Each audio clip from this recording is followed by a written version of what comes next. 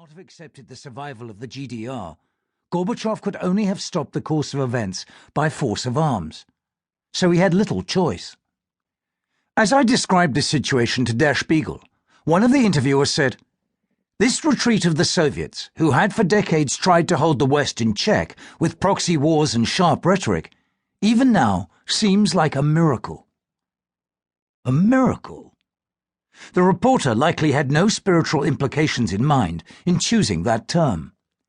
Yet perhaps he was more insightful than he realized. I recalled a visit by Gorbachev to the White House in May 1990. We were in the cabinet room when he acknowledged that any country should have the right to choose any alliance it wanted to join.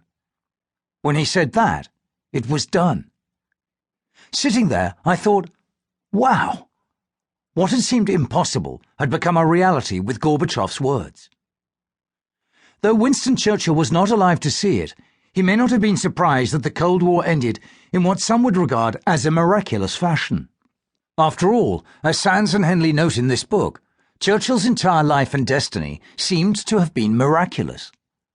Though not a religious man, he nevertheless had a sense of divine destiny.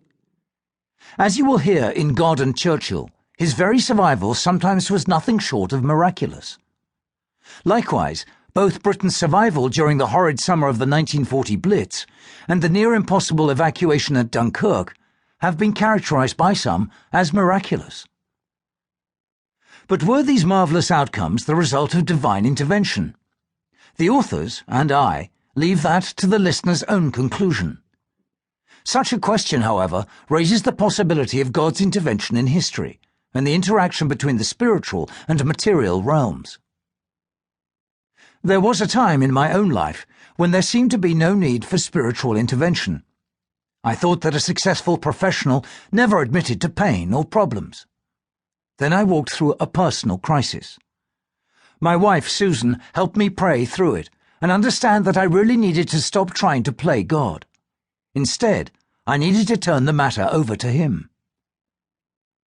We all have those critical moments when we are tempted to cry out to God, or actually do, as Churchill did one night while hiding in a ditch in South Africa as the enemy pursued him.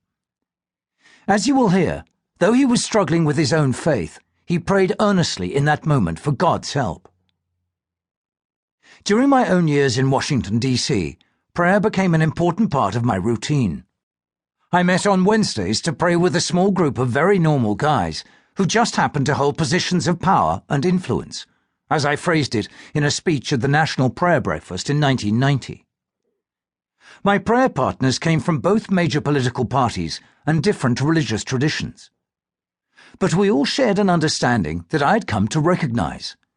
Inner security and true fulfillment come by faith, not by wielding power in a town where power is king. Such fulfillment and inner security come only by developing a personal relationship with God, a relationship that, for me, is made possible by Jesus Christ. In fact, there were three things that kept me grounded during my years under the searing national spotlight: my family, my friends, and my faith. Many people believe that faith is more difficult for those in public life. For me, at least, and apparently for Winston Churchill, the opposite was true. Living in the centrifuge of politics encouraged, even demanded, spiritual growth.